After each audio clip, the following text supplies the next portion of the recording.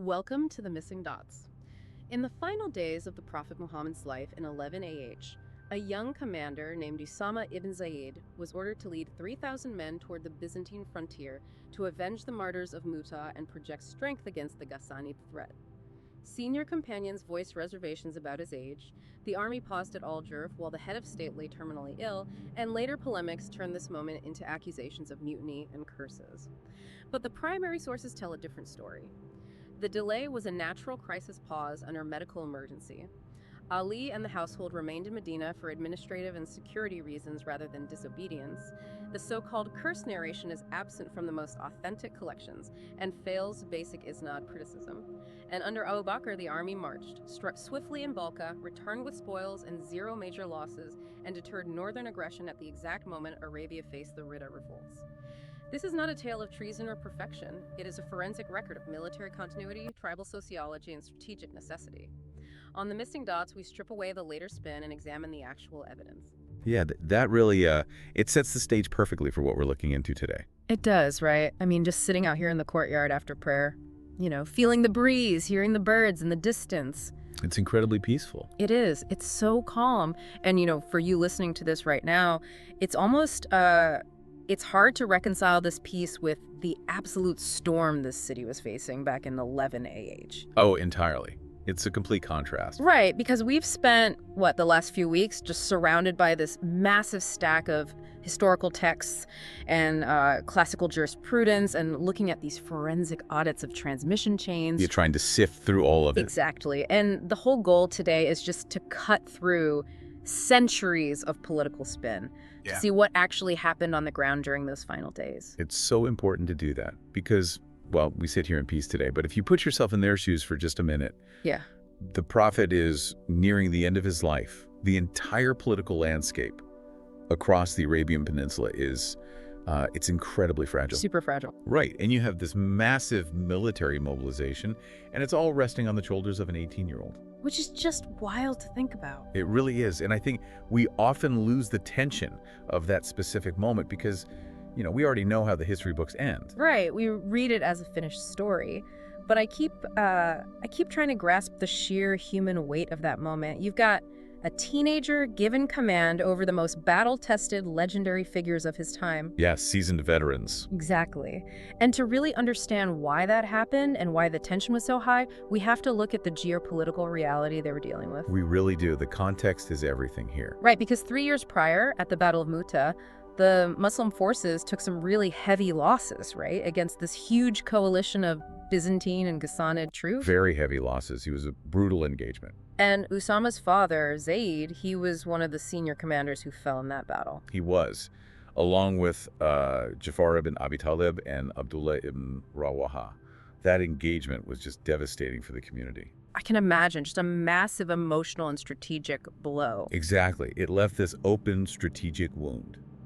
The Byzantine Ghassanid frontier wasn't just some, distant border you could ignore. It was a highly volatile theater of war. Right. Medina desperately needed to reestablish deterrence. They had to signal to the Byzantine frontier intelligence that, hey, this nascent state actually possesses serious offensive capability. Like, we are not going to crumble just because we took a hit. Exactly. We are still here. So this expedition wasn't just a random mission. It was a strategically urgent deterrence mission targeting the Balka region, which is precisely where those earlier commanders had fallen. Okay, so the military logic makes total sense. But I'm trying to find a modern equivalent for the social friction this caused. It's hard to compare, but yeah. Like, imagine a traditional, centuries-old family business, right? And suddenly, an 18-year-old intern is just made CEO over the entire board of senior directors. That's a good way to look at it. Because Usama isn't just young, he's an 18-year-old, and he is the son of a freedman, a mullah, and he's being placed over these elite Quraysh elders. Right, take that corporate analogy, but raise the stakes from, profits and margins to literal life, death, and centuries of blood honor. Wow, yeah, blood honor. Because pre-Islamic Arabia was strictly gerontocratic. Meaning ruled by the elders, right? Exactly. Age and hereditary lineage dictated absolutely everything, especially military authority. The idea of a young man from a client lineage commanding senior tribal chieftains, that was completely alien to their entire social caste system. It must have felt like the entire social order was just being flipped upside down on purpose. It was. The Prophet's decision was a deliberate revolutionary act. He was establishing meritocracy over tribal caste systems. So it wasn't just about picking a good commander, it was a social statement. Exactly. It was a constitutional statement that command authorities derive from competence and state appointment. Not your bloodline, not how gray your beard is. Right. But naturally, you get this gerontocratic tribal resistance. People do not shed centuries of cultural reflex overnight. No, of course not. And I wonder if that cultural reflex is where the later accusations of treason first took root. That's entirely possible. Yeah. It provided the raw material for it later. Because classical scholars point out that their initial hesitation was really just a sociological reaction, like they were just shocked. But once the Prophet confirmed the appointment and rebuked the questioning, the legal obligation of obedience was established, right? Yes. The friction was entirely about adapting to a radically new social order. The elders voiced their concerns, which, by the way, was a completely common practice in their consultative culture. Right, they were used to having a say. Exactly. But they did not reject the authority of the state once the decision was finalized. Okay, so let's follow the timeline then. The army actually mobilizes. 3,000 men, including, 1,000 cavalry? Roughly 1,000 cavalry, yes. They march out to Al-Jurf, which is the staging area about 3 miles outside Medina. They set up camp, and then they stop. Yes, they hold their position. They just wait. And word arrives at the camp that the Prophet's fever has become terminal. Right, he's slipping in and out of consciousness at this point. Wow. The entire emotional and political center of gravity for the community is suddenly in severe jeopardy. Okay, but I have to push back here because this is where the controversy always starts. Let's hear it. For anyone looking at this purely from the outside, if the supreme leader literally gave the order to go, isn't waiting at the camp essentially insubordination? I see what you're saying. I mean, even if he is sick, a military order is a military order. Wouldn't stopping look like weakness to the Byzantines? Well, that is the exact tension that later polemics weaponize. They frame it exactly like that. But in classical Islamic jurisprudence, there is a very sharp distinction between two concepts, Masiyah and Ijtihad al-Takhir. Okay, break this down for me. Masiyah is willful, malicious rebellion. It's defiance.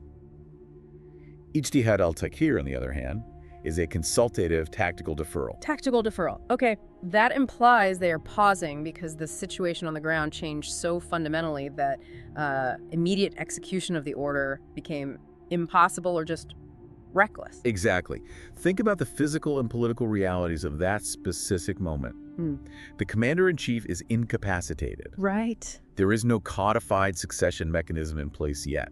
The troops are assembled, sure, but they haven't crossed the operational threshold into the field. They're literally 3 miles away. You can practically see the dust of the city from the camp. Exactly. But couldn't they have just marched slowly, kept the momentum going while waiting for runners to bring news? Marching 500 kilometers away into hostile territory while the head of state is actively dying would leave the capital completely vulnerable. Oh, I see. It violates the most basic cultural and legal duty of care for the dying leader. They were essentially in a state of command and control paralysis. Because if he passes away while they are gone... If the leader passes away while the army is 2 weeks deep in the desert, the state could collapse entirely. There would be no one to manage the transition. But wait, even in a modern military, if the general is dying, a lieutenant doesn't just halt a deployed strike force without a direct order, do they? No, but a modern military has an automatic, legally binding chain of succession. Okay, that makes sense. Right, if the president passes away today, the vice president is sworn in immediately. The military doesn't miss a beat. The bureaucracy handles it. Yeah, it's seamless. But in 11 AH, that bureaucratic machinery simply did not exist. The Prophet was the political, spiritual, and military leader all wrapped into one. Right. Without him, the chain of command effectively dissolves until a successor is officially chosen. And look at what they actually did. They didn't disband the army. Right, they stayed at the camp. They didn't replace Usama with an older commander, which they could have tried to do if it was a mutiny. They simply held their formation at Al-Arf, waiting for clarification. That is a legally defensible crisis pause. Okay, seeing it as a crisis pause rather than a mutiny changes everything. And since pausing for statecraft and internal security is so logical, that brings up the people who didn't even march to the camp in the first place. Yes, the exemptions. Because people who push the mutiny narrative, they often claim that staying behind was this act of severe spiritual disobedience. But Ali ibn Abi Talib wasn't in Usama's army? No, he wasn't. And the historical record is entirely consistent across both Sunni and Shia sources on this point. Ali was not in the army. The Prophet's immediate household, the al-Bayt, was explicitly retained in Medina. But did leaving Ali behind weaken the expeditionary force? I mean, he is arguably their greatest warrior. It was an administrative retention driven by converging factors, and frankly, it actually strengthened the state. How so? First, consider the family caregiver role. Ali was the Prophet's closest male family member. Right, he's his cousin and son-in-law. Exactly. The cultural and legal obligation to be at the bedside of the dying patriarch supersedes any expeditionary military deployment. Yeah, that's just a deeply human reality. You do not send the son-in-law away on a 2-month military campaign when the family is facing a terminal illness. You just don't. And furthermore, consider the internal security of Medina. There's this concept called Imara al-Dakhil, or internal garrison command. Okay, internal garrison command. Right. If you send your main mobile strike force, 3,000 of your elite soldiers, north to face the Byzantines, what happens to the capital? It's completely undefended, so you need your most capable veteran to stay back and guard the city walls. Exactly. Ali was a veteran of Badr, Uhud, Khandak, and Khaybar. He was the most logical choice for internal security. Sending him away during an impending succession crisis would defy all logic of statecraft. Wow. Which means the expedition was a targeted military operation, not just a general mobilization of every single companion. Precisely. It wasn't a universal draft. Well, because if staying behind was treason, then we have to assume the Prophet's own family committed treason, which literally makes no sense to anyone. It contradicts itself entirely. And that logical gap is what makes this famous internet rumor seem even more strange to me. Because there's a phrase floating around today, and it gets constantly weaponized in these sectarian debates online. I know exactly the one you mean. Yeah, the quote is like, "May Allah curse whoever stays behind from Usama's army." Right. And this is where we have to rely on strict codicological truth, the forensic text analysis. Let's do it. What does the audit say? When we run an audit on that specific curse narration, the results are conclusive. It is completely absent from Sahih al-Bukhari, Sahih Muslim, and the primary canonical Shia texts like Al-Kafi. Wait, really? It's not in any of the major authentic books? Not a single one. It is forensically absent from the primary sources. That is wild. How does a historical rumor get started and just stick around for centuries? People quote it today as undeniable fact. Well, during the 2nd and 3rd centuries, political rivalries intensified significantly across the empire. Right. Factions began fabricating narrations to retroactively delegitimize early caliphs. So they took a real historical event, the natural medical pause at El Jurf, and they inflated it into a grand conspiracy by injecting this curse formula into the story. So they basically weaponized an administrative pause. But how do historians actually audit that today? Like, when you say it fails ISNAD criticism, what does that process actually look like? Think of ISNAD as a strict historical chain of custody. Okay. Like evidence in a trial. Exactly. Right. If I tell you a quote from the Prophet, I have to tell you who told me and who told them, all the way back to the source. The chain of narrators. Right. And when scholars audit the chain of people who pass down this specific curse rumor, they find massive gaps. Like people who never met? Worse. They find individuals in the chain who weren't even alive when the event happened. Yeah. And they find narrators who are historically known to be employed by political factions, specifically to make their rivals look bad. It is essentially a game of historical telephone, but with people intentionally changing the message for political gain. That's exactly what it is. Yeah. And it falls apart under basic logical scrutiny anyway. How so? Because if the curse was real, and it applied to literally anyone who didn't march, then it would apply to Ali and the Prophet's own household who remained in Medina. Ooh, yeah. And no Muslim accepts that. The entire polemical argument self-destructs the moment you look at the actual roster of who stayed behind for valid administrative reasons. That makes perfect sense. Okay, so let us move past the politics and look at what actually happens next on the ground. Right, the timeline continues. The Prophet passes away. It is Monday, the 12th of Rabi'ul Awwal. The succession takes place, and Abu Bakr becomes the caliph. Yes. But the situation is terrifying, right? The Ridda, the apostasy revolts, they just explode across the peninsula. It was chaos. Medina is virtually surrounded by hostile rebel tribes. So sending the army away now seems like utter suicide. It was a moment of supreme existential crisis for the community. I mean, virtually every senior advisor pleaded with Abu Bakr to reassign Usama's troops to defend Medina. Which seems like the obvious military move. It does. But Abu Bakr refused. He stated unequivocally that he would not recall an army dispatched by the Prophet, even if wild beasts were snatching at the ankles of the people of Medina. Subhanallah. That conviction is just incredible. But militarily speaking, sending 3,000 men away when the capital is under immediate threat, wouldn't the surrounding tribes just march right into Medina? It seems reckless until you analyze the mechanics of strategic psychology. Abu Bakr's decision was a masterclass in psychological warfare and deterrence. Really? How does sending your army away deter an attack? By projecting overwhelming strength. Oh, I see where this is going. Right. By dispatching a massive army northward, amidst widespread internal rebellion, he signaled to the apostate tribal coalitions that Medina possessed massive hidden military reserves. So the hostile tribes see 3,000 men marching to Syria, and they assume, wait, if they can afford to send a strike force north right now, their internal defenses must be impenetrable. Exactly. It forces the enemy to completely reassess their intelligence. Because if Medina looks weak and calls everyone back to the walls in a panic, the tribes smell blood and they attack. Yes. But by projecting total confidence, Abu Bakr freezes them in place. That is brilliant. It demonstrated absolute institutional continuity.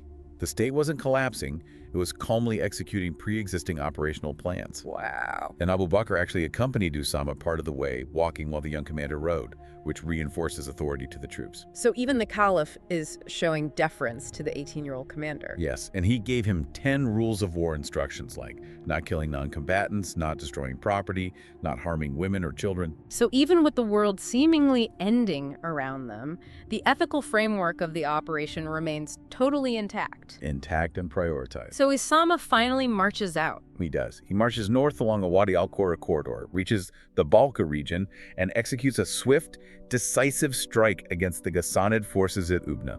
An 18-year-old commander pulling all this off.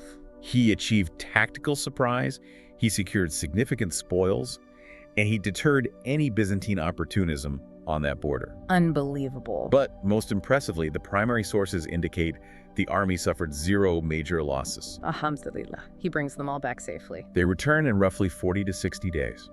It is a complete military vindication of the Prophet's choice. Yeah, totally vindicated.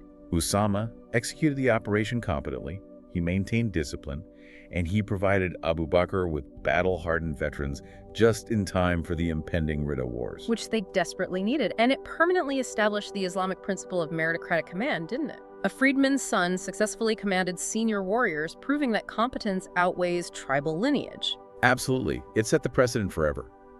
You know, we often try to sanitize history to make it perfectly smooth and conflict-free. Yeah, we like neat stories. We want the companions to be flawless angels. Or, if we read the later political polemics, they are painted as cartoonish villains plotting in the shadows. Right, there's no middle ground. But they were real people. Yeah. They were navigating unprecedented medical, social, and constitutional crises with highly imperfect information. Yeah. They felt fear, they debated with each other, they hesitated when their leader was dying. And understanding that intense pressure makes their ultimate success far more profound. I mean, they were forging a state in real time. They really were.